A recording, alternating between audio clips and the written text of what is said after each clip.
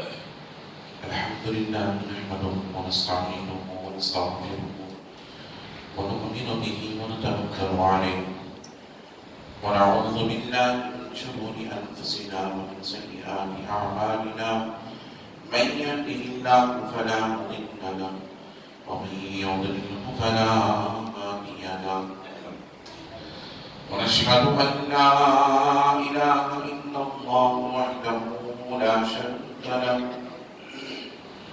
ونشهد أن سيدنا ونبينا وحبيبنا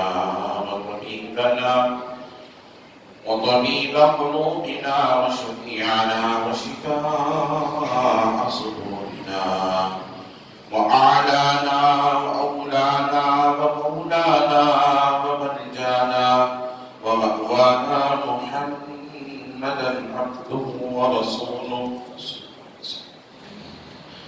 أرسله بالحق بشيرا ونذيرا وداعيا إلى الله بإذنه وسراجا منيرا فقد قال الله تبارك وتعالى في القرآن المجيد والفرقان الحميد فأعوذ بالله من الشيطان الرجيم بسم الله الرحمن الرحيم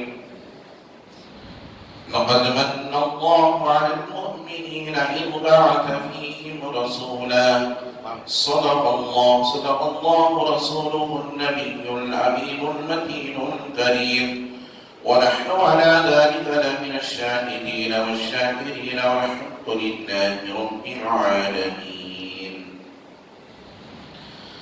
من علينا ربنا إسبعث محمدا أيده بأيديه أيدنا بأحمد أرسله مبشرا أرسله ممجدا صلوا عليه دائما صلوا عليه سرمدا اللهم صل وسلم صلاة كاملة وسلم صلاة دائمة.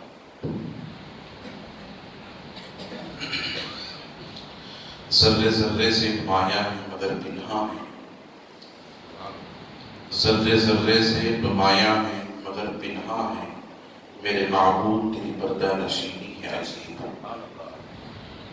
دور اتنا کہ تخیل کی رسائی ہے محال، دور اتنا کہ تخیل کی رسائی ہے محال، اور قربت کا یہ عالم کہ رکھے جان سے قریب.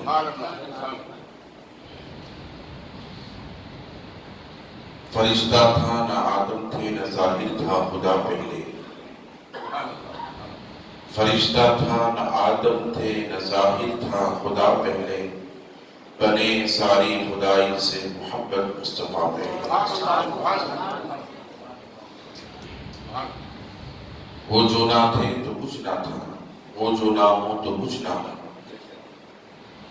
وہ جو نہ تھے تو کچھ نہ تھا، وہ جو نہ ہو تو کچھ نہ ہو، جان ہے جہان کی تو جان ہے جہان کی. وہ ہر عالم کی رحمت ہے کسی عالم میں رہ جاتے ہیں، یہ ان کی مہربانی ہے کہ یہ عالم بس آیا.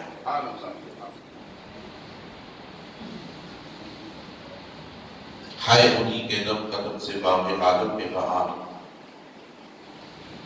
ہائے انہی کے دم قدم سے باغ عالم میں بہار، وہ نہ تھے عالم نہ تھا، گر وہ نہ ہو عالم نہ ہو.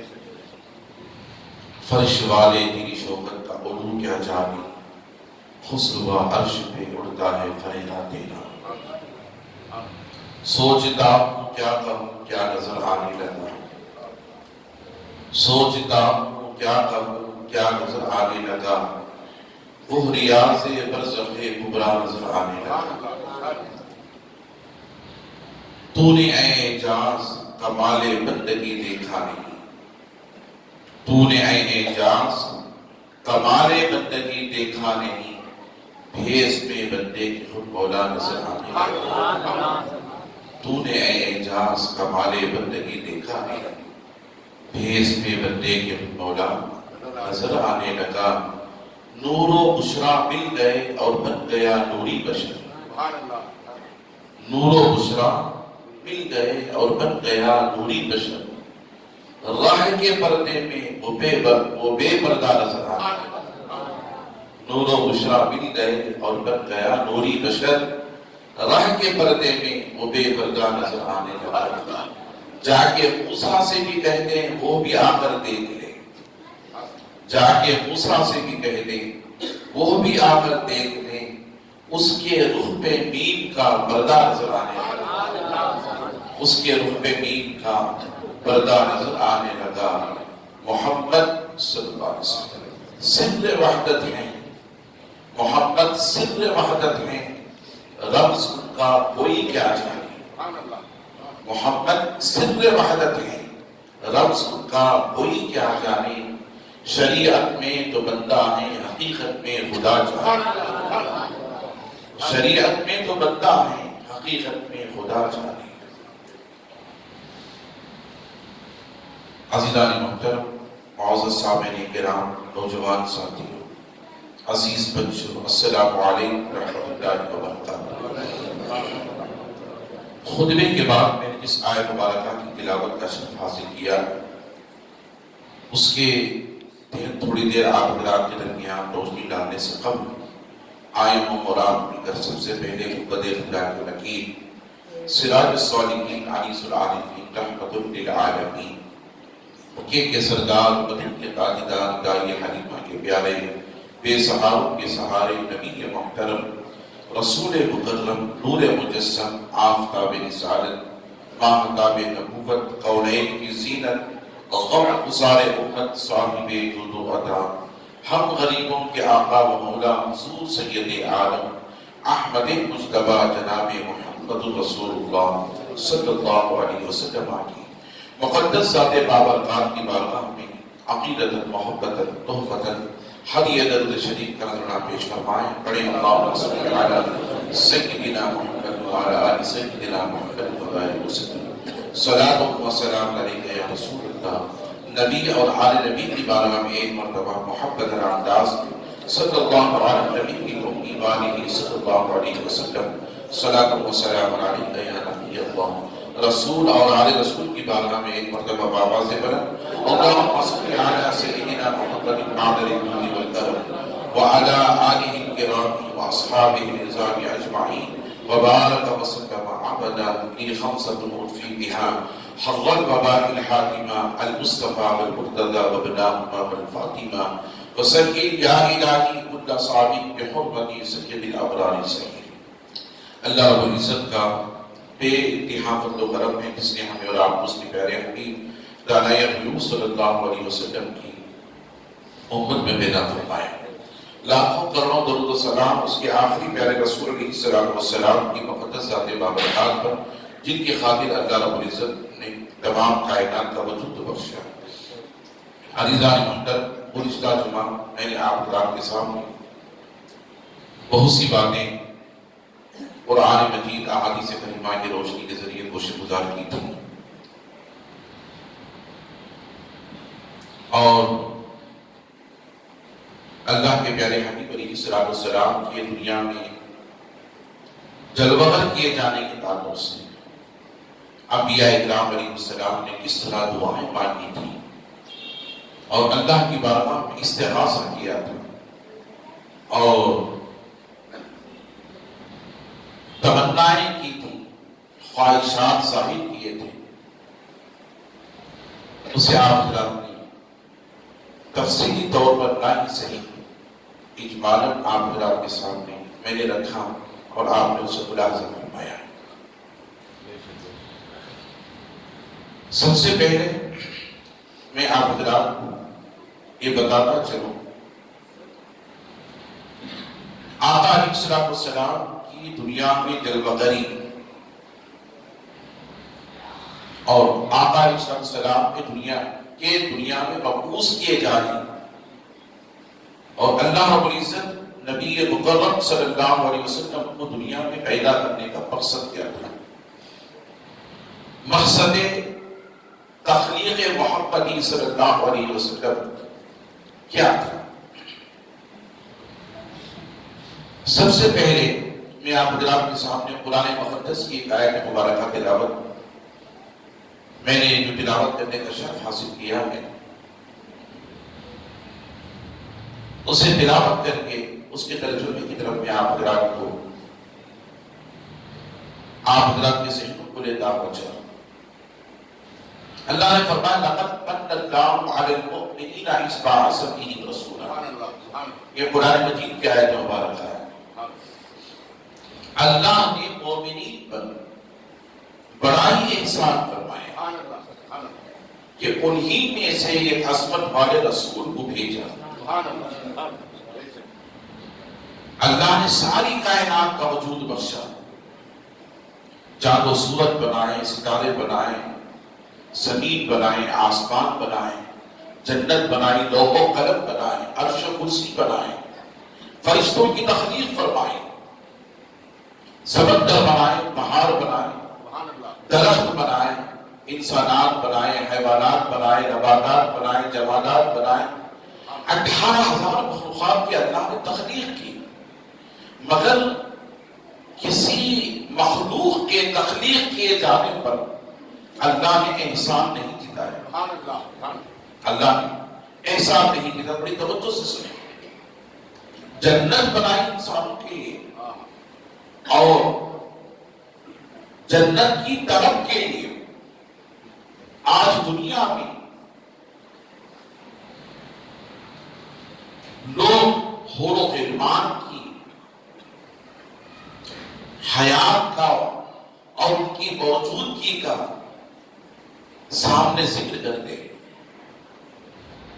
لیکن مومن کی شان کیا ہے اور شہید کی شان کیا ہے؟ جنت کے لیے دنیا میں حوروں کا ذکر کیا جاتا ہے، غلمان کا ذکر کیا جاتا ہے، جنت کے مراتب کا ذکر کیا جاتا ہے، آب کوثر کا ذکر کیا جاتا ہے، حوض کوثر کا ذکر کیا جاتا ہے، جنت میں ایک نہر دودھ کی ہے اس کا ذکر کیا جاتا ہے، جنت میں ایک نہر شہد کی ہے اس کا ذکر کیا جاتا ہے۔ ان تمام چیزوں کا ذکر اس لیے کیا جاتا ہے تاکہ بندہ خدا کی عبادت کر سکے، بندہ نمازی بن سکے، بندہ اللہ رب العزت کی عبادت کی طرف اس کا دل، بندے کا دل مائل ہو سکے۔ اس وجہ سے جنت کی اشیاء کا ذکر کرتے ہیں، مگر مومن کی شان کیا ہے؟ مومن جنت کے لیے ذکر نہیں کرتا، مومن جنت کے لیے ذکر نہیں کرتا ہے، شہید جنت کے لیے خدا کی عبادت نہیں کرتا ہے اور دنیا میں شہید نہیں ہوتا ہے، بلکہ شہید سے پوچھا جائے گا اے شہید میں نے تجھے جنت عطا کر دی، جنت میں تجھے بڑا مقام دیا، بتا تجھے کیا چاہیے اور کیا چاہیے؟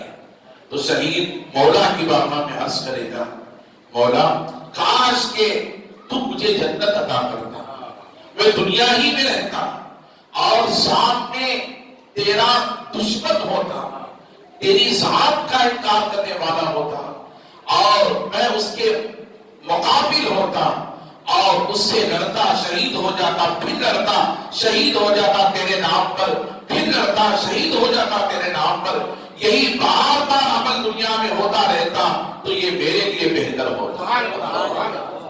یہ شہید کی خواہش ہوتی جنت کے اندر۔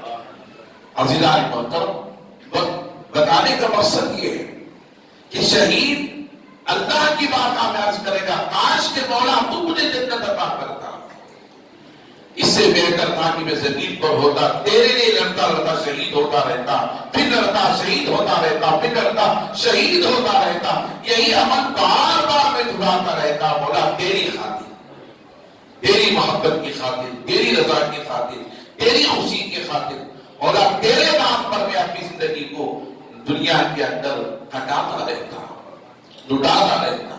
عزیزان محترم، مومن کی شان کیا ہے؟ مومن کہتا ہے، مومن کہتا مولا میں نے جنت کے لیے تیرا ذکر نہیں کیا ہے، یہاں کی آسائش کے لیے تیرا ذکر نہیں کیا ہے، یہاں کے مقام و مرتبوں کو حاصل کرنے کے لیے تیرا ذکر نہیں کیا ہے، مولا میں تجھے پانے کے لیے ذکر کیا ہے۔ اسی لیے تو رب تبارک و تعالیٰ نے فرمایا روزوں کے تعلق سے اللہ کے نبی فرماتے ہیں الصوم، اللہ فرماتا الصوم لی، روزہ میرے لیے،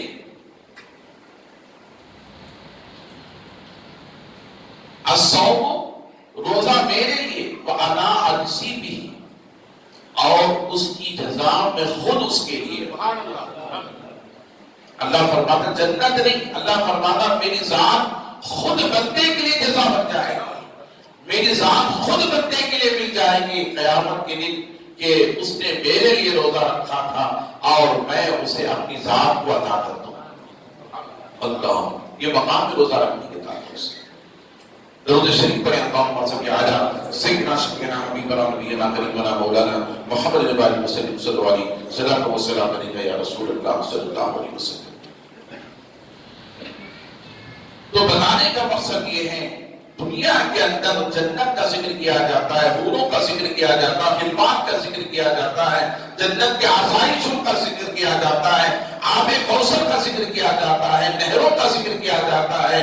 عزیزان محترم یہ تمام تذکرے اس لیے کیے جاتے ہیں تاکہ بندہ خدا کی بندگی میں لگ جائے، خدا کی بندگی میں لگ جائے. اور حقیقت میں یہ ہے بندہ نماز اس لیے پڑھے کہ اسے خدا کی محبت مل جائے، اسے خدا کی محبت مل جائے. تو میں عرض یہ کر رہا تھا اللہ قرآن میں فرماتا ہے تخلیق انسانی کے تعلق سے وما خلقت الجن والانس الا لیعبدون. ہم نے انسان اور جنات کو اس لیے پیدا کیے تاکہ وہ خدا کی بندگی بجا نہ سکے، تاکہ وہ خدا کی بندگی بجا نہ سکے. تو انسان اور جنات کو اللہ نے اس لیے پیدا کیا ہے تاکہ وہ خدا کی عبادت کر سکے، خدا کی معرفت حاصل کر سکے، خدا کی عبادت میں لگ جائے، خدا کی ریاضت میں لگ جائے، اس کی بندگی میں لگ جائے. مگر عزیزان محترم جو دنیا کی سب سے پہلی تخلیق ہے اسے تخلیق محمدی صلی اللہ علیہ وسلم کہتے ہیں. اس کے تعلق سے بھی رب نے فرمایا کنت کنزا مخفیا، میں چھپا ہوا خزانہ تھا. فعرفت للعرف، میں نے ارادہ کیا کہ پہچانا جاؤ.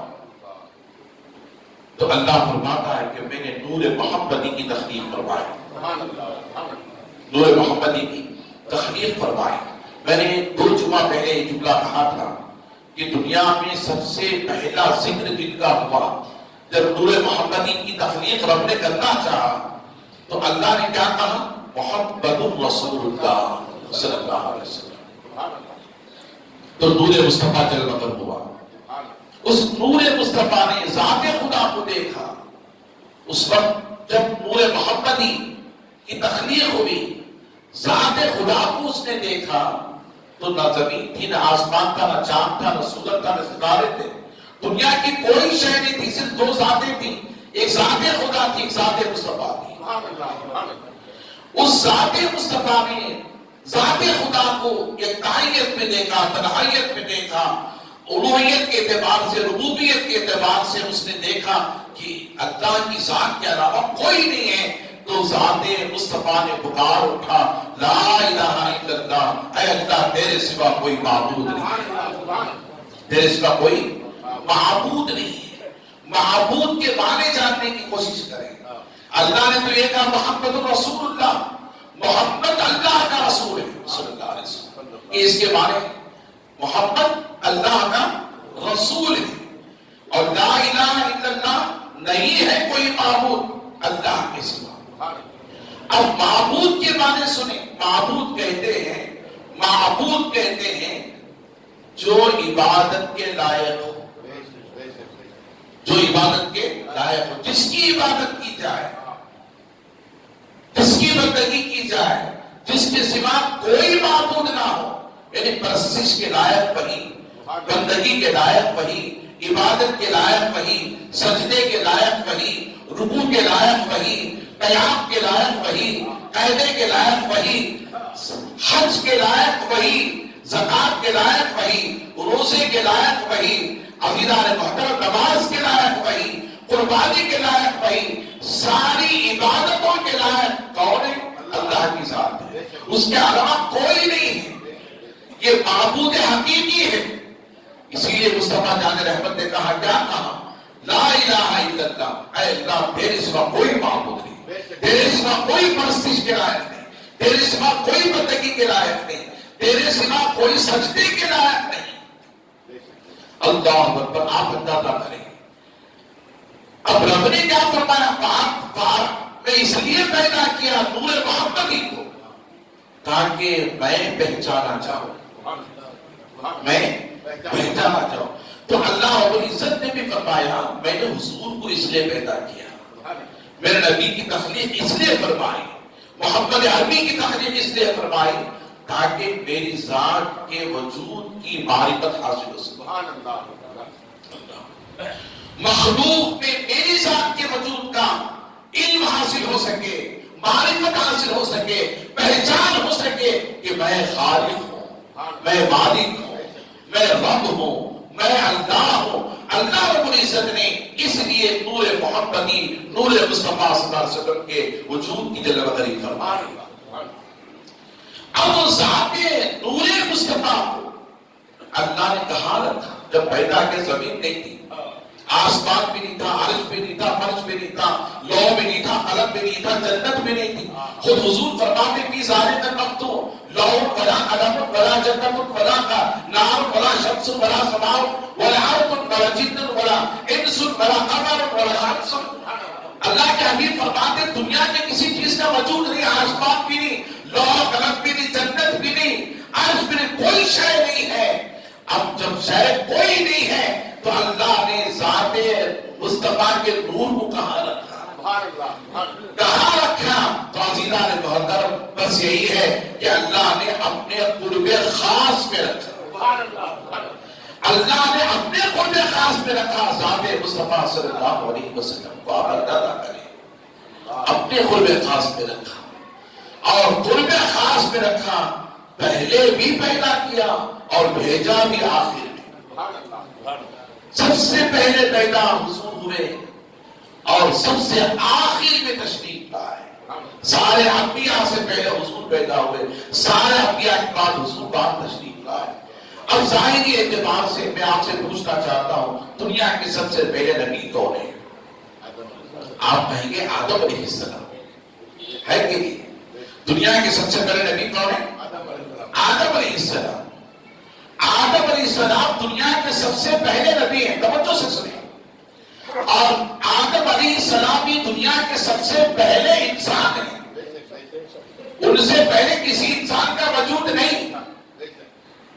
آدم علیہ السلام سب سے پہلے انسان ہیں۔ یقیناً نبی کی ذات بشریت پر ہمارا ایمان ہے، نبی کی انسانیت پر ہمارا ایمان ہے، نبی کی آدمیت پر ہمارا ایمان ہے۔ خدا کی عزت کی قسم اہل سنت وہ جماعت ہے، صوفیاء کی وہ جماعت ہے، اہل اللہ کی وہ جماعت ہے، صحابہ کی وہ جماعت ہے، تابعین کی تبع تابعین کی، ائمہ مجتہدین کی، اولیاء کی وہ جماعت ہے جو خدا کی عزت کی قسم نبی کو بشر مانتی ہے، نبی کی بشر پہچانتی ہے، نبی کی انسانیت کو مانتی ہے، نبی کی بشریت کو مانتی ہے، نبی کے آدمی ہونے کو مانتی ہے۔ اور یاد رکھ لیں وہ نبی ضرور ہیں، بشر ضرور ہیں، انسان ضرور ہیں۔ عزیزان محترم نبی کے آدمی ہونے کا انکار کرے تو کافر، نبی کے بشر ہونے کا انکار کرے تو کافر، نبی کے انسان ہونے کا انکار کرے تو کافر۔ نبی انسان بھی ہیں، نبی آدمی بھی ہیں، بندہ بھی ہے خدا کے، اور نبی بشر بھی ہیں۔ سارے چیزوں میں اللہ کے حبیب موجود ہیں، انسان بھی ہیں، نبی بھی انسان بھی ہیں، بشر بھی ہیں، آدمی بھی ہیں۔ اگر کوئی انکار کرے تو وہ کافر ہو جائے گا، وہ کافر ہو جائے گا۔ یہ اہل سنت کا عقیدہ ہے، یہ اہل سنت کا عقیدہ ہے۔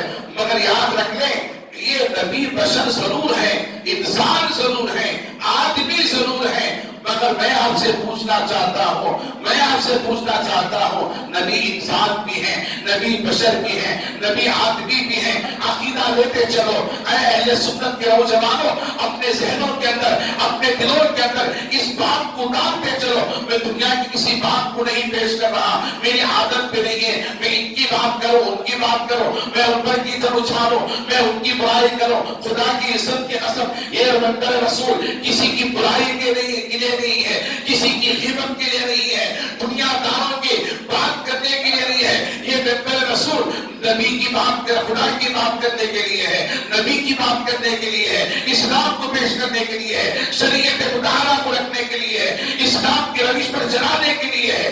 نبی کی سنتوں کو نکھارنے کے لیے ہے، نبی کی محبت کو، خدا کی محبت کو لوگوں کے دلوں میں اتارنے کے لیے، ذہنوں میں اتارنے چلے۔ نبی بشر ضرور ہے، انسان ضرور ہے، آدمی ضرور ہے۔ میں پوچھنا چاہتا ہوں، نبی دنیا کے سب سے پہلے آدمی کون ہے؟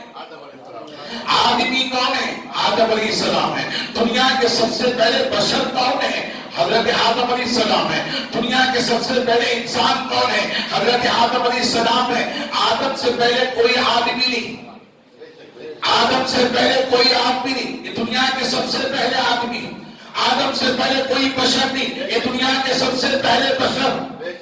اور ڈائریکٹ اللہ نے آدم کے بعد کسی اور آدمی کو پیدا نہیں کیا، مرد کو پیدا نہیں کیا۔ اللہ نے آدم کے فوراً بعد عورت کو پیدا فرمایا۔ بولے کسے پیدا فرمایا؟ عورت کو پیدا فرمایا۔ اور عورت کو پیدا بھی کیا تو حدیث پاک میں اللہ کے نبی فرماتے ہیں، جب عورت کو پیدا کیا تو کس نوعیت کے اعتبار سے، کس زاویے کے اعتبار سے اللہ نے خلقت انسانی کے اندر عورت، دنیا کی سب سے عورت جو پیدا ہوئی وہ کہاں سے پیدا ہوئی؟ وہ کس شے سے پیدا ہوئی؟ نہیں، یاد رکھیں، اللہ کے حبیب فرماتے ہیں آدم علیہ السلام کی 22 پسلی کے سب سے تیڑھی پسلی سے حضرت حوا کو پیدا فرمایا۔ کسے پیدا فرمایا؟ حضرت حوا علیہ السلام کو پیدا فرمایا۔ اسی لیے حضور نے فرمایا جو شادی شدہ ہیں ان کے لیے پیدا فرمایا، عورت تیڑھی پسلی سے پیدا کی گئی ہے اور وہ ناقص العقل ہے، اس کی عقل مردوں جیسی عقل نہیں، کامل نہیں۔ اسی لیے اللہ نے عورت کو نبی نہیں بنایا، عورت کو بادشاہت نہیں دی، عورت کو خلافت نہیں دی، عورت کو امامت نہیں دی۔ آج اگر کوئی کرا رہا ہے، کہیں اگر عورت امام بن کر نماز پڑھا رہی ہے تو قیامت کے آثاروں میں سے ایک آثار ہے، سمجھا؟ اگر عورت خلیفہ بنی ہوئی ہے، قیامت کے آثاروں میں سے ایک آثار ہے۔ عورت حکومت کر رہی ہے تو قیامت کے آثاروں میں سے یہ بھی آثار ہے۔ یاد رکھ لیں، عورت کے لیے حکومت کی، سلطنت کی، بادشاہت نہیں، عورت کے لیے خلافت نہیں، عورت کے لیے امامت نہیں، عورت کے لیے نبوت نہیں۔ بڑی توجہ کے ساتھ سنتے چلیں، اللہ نے 22 پسلی سے حضرت حوا کو پیدا فرمایا۔ میرے آقا ارشاد فرماتے ہیں جو دنیا کے شادی شدہ ہیں، جن کا نکاح ہو چکا ہے، نکاح کرنا حضور کی عین سنت ہے۔ میرے آقا ارشاد فرماتے ہیں النکاح من سنتی فمن رغب عن سنتی فلیس منی۔ حضور فرماتے ہیں یقیناً نکاح میری سنت ہے، جس نے میری سنت پر عمل کیا وہ مجھ میں سے۔ نکاح عظیم سنت ہے، عزیزان محترم، حضور کی بڑی پیاری سنت ہے۔ میرے آقا نے ارشاد فرمایا میں 3 چیزوں سے بڑی محبت کرتا ہوں، 3 چیزوں سے بڑی محبت کرتا ہوں۔ صحابہ نے پوچھا یا رسول اللہ وہ 3 چیزیں کون سی ہیں؟ تو حضور نے فرمایا سب سے پہلی چیز نماز، میں نماز سے بڑی محبت کرتا ہوں۔ کہتے سبحان اللہ، نمازی بنیں گے نا انشاءاللہ۔ حضور کے چاہنے والے کب ہوں گے؟ جبکہ آپ حضور کے کہنے پر عمل کرنے والے ہوں۔ زبانی دعویٰ کریں گے میں عاشق رسول ہوں، یا رسول اللہ، نعرہ تکبیر یا رسول اللہ ہم نے لگا دیا، مگر حضور کے باتوں پر ہمارا عمل نہیں۔ خدا کی عزت کے قسم وہ عاشق رسول نہیں ہے۔ عاشق رسول وہ ہے جو نعرہ بھی لگائے اور نعرے کے ساتھ حضور کے قول پر عمل بھی کرے، وہ عاشق رسول ہے۔ عزیزان محترم، سرکار نے فرمایا بھی جس نے من ترک سنت، جس نے میری سنت کو ترک کیا وہ مجھ میں سے نہیں ہے، جس نے میری سنت کو ترک کیا وہ مجھ میں سے نہیں ہے۔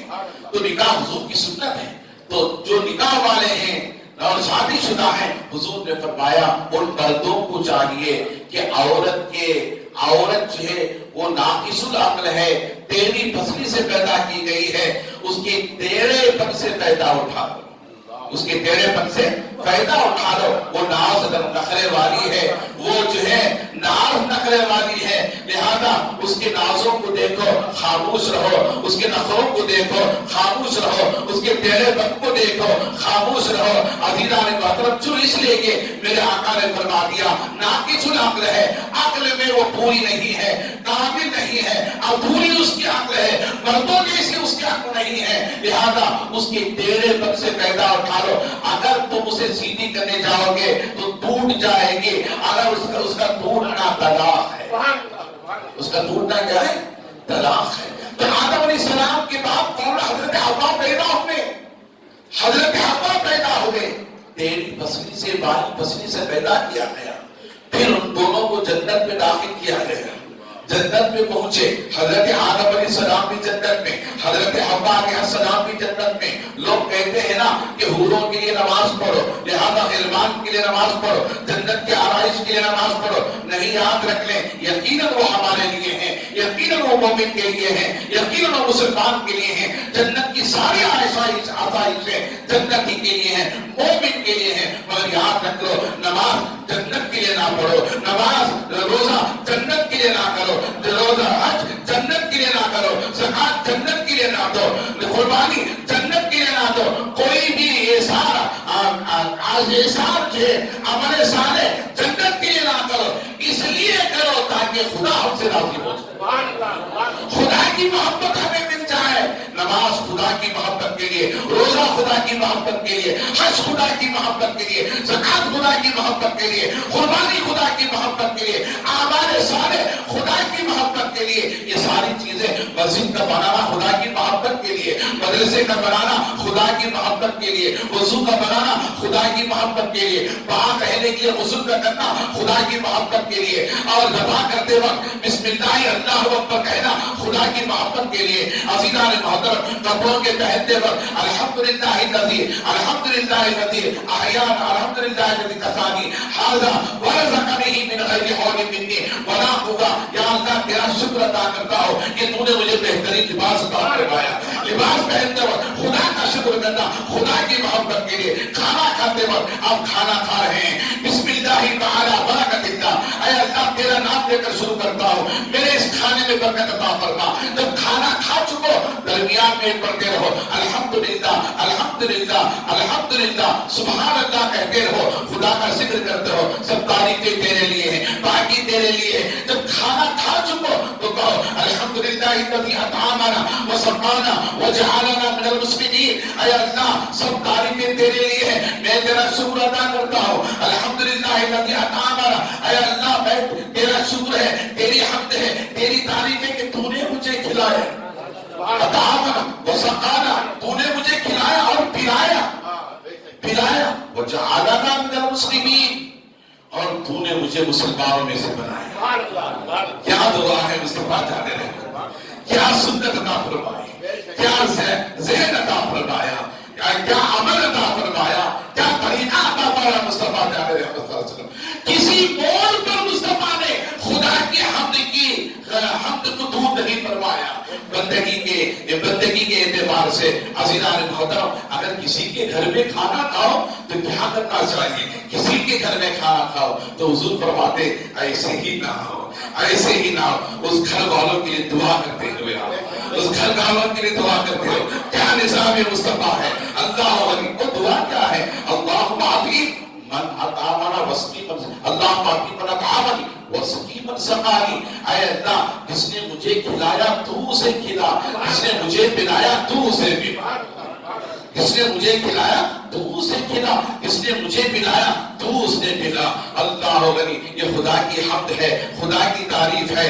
عزیزان محترم درود شریف پڑھیں. اللہم صلی علی سیدنا شفیعنا حبیبنا نبینا کریمنا مولانا محمد مبارک وسلم صلی اللہ علیہ صلاۃ و سلام علیک یا رسول اللہ صلی اللہ علیہ وسلم. اور یاد رکھ لیں, خدا کی کسی بھی عبادت میں, خدا کی کسی بھی بندگی میں یاد رکھ لیں ہماری دعا اور ہماری عبادت اسی وقت قبول ہوگی جب ہم دعا کے اول میں مصطفیٰ پر درود و سلام بھیجیں گے, دعا کے آخر میں مصطفیٰ پر درود و سلام بھیجیں گے. یہ درود و سلام کیا ہے؟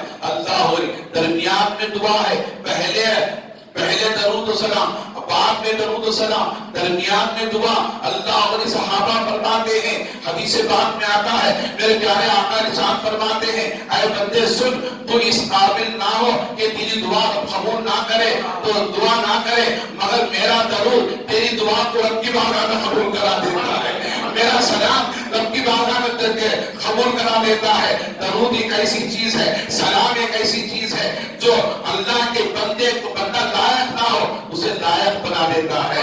درود شریف پڑھے اللہم صلی علی سیدنا شفیعنا حبیبنا نبینا کریمنا مولانا محمد الباری وسلم صلی اللہ علیہ صلاۃ و سلام علیک یا رسول اللہ. عزیزان محترم جنت میں بھیجا آدم علیہ السلام کو، حضرت حوا علیہ السلام کو، دونوں بسر کر رہے تھے جنت کے اندر. جنت میں کون سی چیز نہیں ہے؟ حور بھی ہیں، غلمان بھی ہیں، تمام چیزیں جنت کے اندر. آب کوثر، شہد ہے اور دودھ کی نہر، ساری چیزیں جنت کے اندر ہیں. عزیزان محترم مگر انسیت دیکھے اللہ نے مرد کے اندر اور عورت کے اندر ایک انسیت رکھی ہے، ایک انسیت رکھی ہے. عزیزان محترم نفس رکھا ہے اور جو نفس انسانی کو رکھا ہے، عورت کے اندر بھی رکھا ہے، مرد کے اندر بھی رکھا ہے. جب جنت میں حضرت آدم علیہ السلام نے حسین و جمیل خوبصورت حضرت ہماری ماں حضرت حوا کو دیکھا، نسل انسانی کی ماں حضرت حوا کو دیکھا، نسل بشریت کے ماں حضرت حوا کو دیکھا، تو آدم علیہ السلام نے دیکھا تو کیا کیا؟ آگے بڑھنے لگے، آگے بڑھنے لگے حضرت حوا علیہ السلام کے.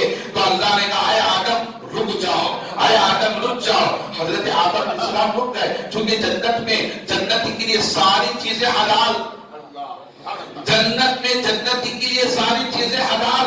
کوئی چیز ایسی نہیں ہے جنت کے اندر جو جنتی کو حلال نہ ہو. وہاں پر ساری چیزیں جنت کے لیے حلال ہیں. حضرت آدم علیہ السلام حضرت حوا کے آگے بڑھنے لگے تو رب نے فرمایا آدم رک جاؤ. آدم رک گئے. پوچھا مولا کیا بات ہے، کیا بات ہے؟ تو رب نے کہا وہ عالم الغیب والشہادہ ہے، پل پل کی خبر رکھنے والا، ذرے ذرے کی خبر رکھنے والا. انسان جو سوچتا ہے وہ بھی آگے کیا کرنے والا اس کی بھی خبر میرے مولا. وہ پاسٹ کو بھی دیکھتا ہے، فیوچر کو بھی دیکھتا ہے. عزیزان محترم وہ جو حال کو بھی دیکھتا ہے اور وہ مستقبل کو بھی دیکھتا ہے اور وہ جو اللہ تبارک و تعالیٰ عز و جل کی ذات ایسی ہے وہ ماضی کو بھی دیکھتا ہے، حال کو بھی دیکھتا ہے، مستقبل کو بھی دیکھتا ہے. رب نے پہچان لیا آدم علیہ السلام کے کانوں سے، کہا رک جاؤ. آدم رک گئے. کہا مولا کیا بات ہے؟ تو کہا اے آدم تم حوا کے قریب نہیں جا سکتے. تو مولا نے کہا جب تک تمہارا نکاح نہ ہو جائے، تمہارا نکاح نہ ہو جائے اور جو ہے جب تک حوا کو تم حلال نہ کر دو اس وقت تک تم اس کے قریب نہیں جا سکتے. عزیزان محترم اب نکاح کے وقت ایک شرط یہ بھی ہے کہ عورت کا مہر ادا کیا جائے، عورت کا مہر ادا کیا جائے. اللہ رب العزت نے آدم علیہ السلام سے کہا حق کے مہر حوا کا ادا کرو. تو آدم علیہ السلام نے مولا سے کہا مولا جنت تیری ہے، اس کے ہاؤس تیرے ہیں، آب کوثر تیرا ہے، شہد تیری ہے، نہر تیری ہے، دودھ کی نہر تیری ہے، حور و غلمان تیرے ہیں، یہاں کے سارے محلات تیرے ہیں، خوشیاں تیری ہیں. مولا کریم تو نے اس کے اندر رکھی ہیں، اس کا خالق تو ہے. مولا میرے پاس کیا ہے میں مہر ادا کروں، میں مہر ادا کروں. تو میرے رب نے کیا فرمایا سنیں، درود ایک ایسا عمل ہے. میرے رب نے فرمایا اے آدم میرے محبوب پر 10 مرتبہ درود و سلام پڑھ لو. میرے محبوب پر 10 مرتبہ درود و سلام پڑھ دو. حوا کا مہر ادا ہو جائے گا، حوا کا مہر ادا ہو جائے گا. تو درود ایسا عمل ہے، درود ایک ایسا فعل ہے، درود ایک ایسا ذکر ہے. آدم کو حوا کے لیے حلال کر دیا، آدم کو حوا کے لیے حلال کر دیا. تو گویا پتہ یہ چلا دنیا کے سب سے پہلے انسان اور آدمی حضرت آدم علیہ السلام ہیں، بشر آدم علیہ السلام ہیں. میں آپ حضرات کو بتانا چلوں قیامت تک اس آدم و حوا سے اولاد پیدا ہونے والے جتنے بھی قیامت تک پیدا ہوں گے وہ درود کے ذریعے سے حلالی پیدا ہوں گے. درود کے ذریعے سے اللہ نے حلالی پیدا فرمایا. میرا رب نے فرمایا اے آدم یہ درود تمہارے حلال کرے گا. تو درود ہمیں حلال بنایا ہے، درود ہمیں حلال بنایا ہے. عزیزان محترم درود ایک ایسا عمل ہے جسے انسان کے لیے حلال بنا دیا، آدم علیہ السلام کے لیے حوا کو حلال بنا دیا. ہم ساری نسلیں حلال ہیں اس درود کا صدقہ ہے، یہ درود کا صدقہ ہے. میں پوچھنا چاہتا ہوں جب اس وقت کوئی تیسرا انسان تھا، تیسرا مرد تھا، چوتھی جو ہے عورت تھی نہیں تھی، دو ہی انسان تھے، دو ہی آدمی تھے. ایک حضرت آدم علیہ السلام تھے، ایک حضرت حوا علیہ السلام تھی. عزیزان محترم آؤ میں یہ بھی آپ حضرات کو بتاتا چلوں، یہ بھی بتاتا چلو، جنت میں حضرت آدم علیہ السلام سیر کر رہے ہیں، ابھی دنیا میں نہیں آئے. جنت میں سیر کرے آدم علیہ السلام سیر کر رہے تھے. سیر کرتے وقت فرشتے چاروں طرف آدم علیہ السلام کے پھر رہے تھے. کبھی دائیں آتے ہیں، کبھی آگے آتے ہیں، کبھی پیچھے جاتے ہیں. یہ سیر کر رہے ہیں، کبھی پیچھے پیچھے فرشتے ان کے پھر رہے ہیں. آدم علیہ السلام نے کہا مولا کیا بات ہے، یہ میرے دائیں بائیں میرے آگے اور میرے پیچھے پھر رہے، کیا تو نے مجھے مقام عطا فرمایا؟ فرشتے میرا دیدار کر رہے ہیں، فرشتے میرے آگے پیچھے گھومتے رہتے ہیں. تو رب نے جواب دیا اے آدم سن، یقیناً تم جو ہے پیغمبر ہو، آدمی ہو اور میرے نبی ہو، مگر یاد رکھ لیں اے آدم یہ تمہاری خاطر نہیں پھر رہے.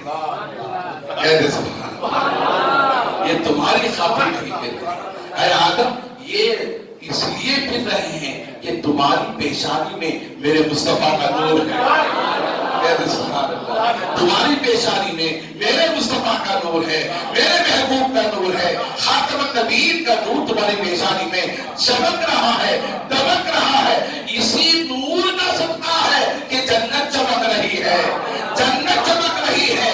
اللہ غنی میرے آقا ارشاد فرماتے ہیں خدا کی عزت کی قسم اگر جنت بنی ہے تو میرے نور سے بنی ہے، جنت بنی ہے تو میرے نور سے بنی ہے. عزیزان محترم اسی نے امام اس کو محبت نے کیا خوب فرمایا، کیا فرماتے ہیں ہے انہی کے دم قدم سے باغ عالم میں بہار، وہ نہ تھے عالم نہ تھا گر وہ نہ ہو عالم نہ، وہ نہ تھے عالم نہ تھا گر وہ نہ ہو عالم نہ ہو. تو حضرت آدم علیہ السلام سے آدم رب نے فرمایا اے آدم سنو یہ تمہاری خاطر نے میرے محبوب کی خاطر پھر رہے ہیں، میرے محبوب کی خاطر پھر رہے ہیں، میرے محبوب پر درود پڑھ رہے ہیں، میرے محبوب کے گن گا رہے ہیں، میرے محبوب کی تعریف کر رہے ہیں. اللہ قرآن میں فرماتا ہے ان اللہ و ملائکتہ یصلون علی النبی، بے شک اللہ اور اس کے فرشتے ہیں جو ہمیشہ سے نبی پر درود بھیج رہے ہیں، نبی کے گن گا رہے ہیں، نبی کی تعریف کر رہے ہیں، نبی کا ذکر کر رہے ہیں، نبی کی ثنا بیان کر رہے ہیں. عزیزان محترم یہ درود نبی کی ثنا ہے، درود نبی کی تعریف ہے، درود نبی کا ذکر ہے. درود سے یہ درود نبی کا ذکر، نبی کی تعریف، نبی کی ثنا، نبی کی کے جلووں کا ذکر کرنا یہ درود شریف ہے. عزیزان محترم اس لیے میں آپ سے کہتا ہوں نمازی بھی بن جاؤ، نمازی بھی بن جاؤ اور درود پڑھنے والے بھی بن جاؤ، سلام پڑھنے والے بھی بن جاؤ. انشاءاللہ تعالی آئندہ جمعہ اس موضوع کو میں آپ حضرات کے لیے باقی رکھوں گا. یہ 11ویں شریف کا مہینہ ہے اور اس مہینے میں غوث الثقلین کا ذکر ہوتا ہے، پیران پیر کا ذکر ہوتا ہے، روشن ضمیر کا ذکر ہوتا ہے. غوث عالم پیران پیر حضور کی دنیا میں جلوہ گر ہونے کے بعد کتنے سالوں کے بعد تشریف لائے. عزیزان محترم یاد رکھ لیں 470 سال تھے. کتنے؟ 470 سال تھے غوث عالم دنیا میں جلوہ گر ہوئے حضور کے پیدا ہونے کے بعد. 400 حضور کے پردہ کیے جانے کے بعد 470 سال میں 475 صدی ہجری میں حضور غوث عالم تشریف لائے. اللہ حسن حسنی حسن حسینی نجیب الطرفین، باپ کا نام سیدنا ابو صالح جنگی دوست، ماں کا نام حضرت سیدہ ام الخیر فاطمہ رحمت اللہ تعالی علیہا. عزیزان محترم کیسا گھرانہ، کیسے نسبوں سے تشریف لائے، کیسے نسبوں سے تشریف لائے. خدا کی عزت کی قسم جب غوث پاک تشریف لائے تو حضور حضرت ابو صالح جنگی دوست کے خواب میں تشریف لائے، غوث پاک کے خواب میں تشریف لائے، لا کر کہا ہے ابو صالح موسیٰ جنگی دوست سنو کل رات تمہارے گھر کے اندر یہ میرا بیٹا دنیا میں تشریف لانے والا ہے، وہ نجیب الطرفین ہوگا اور دنیا کے لیے بہار ہوگا، رحمت ہوگی، برکت والا ہوگا، اولیاء کا سردار دنیا میں تشریف لائے گا، قطب الاقطاب بن کر کے تشریف لائے گا. جو غوث عالم دنیا میں تشریف لائے ان کی بشارت مصطفیٰ جان رحمت دے رہے ہیں، مصطفیٰ جان رحمت دے رہے ہیں. وہ کہ ان کی شان کیا ہے، اسی لیے تو کہا گیا واہ کیا مرتبہ اے غوث ہے بالا تیرا، واہ کیا مرتبہ اے غوث بالا تیرا، اونچے اونچوں کے سروں سے ہے قلب آلہ. اونچے اونچوں کے سروں سے ہے قدم آیا تیرا. میرے شیخ فرماتے ہیں نبوت شان ربانی ظہور نور یزدانی خدا کا دوسرا کوئی نہ کوئی آپ کا ثانی. خدا کے دین کی حقانیت کے دونوں شاہد ہیں معین الدین اجمیری محی الدین جیلانی. وآخر دعوانا ان الحمدللہ رب العالمین. سنت ادا.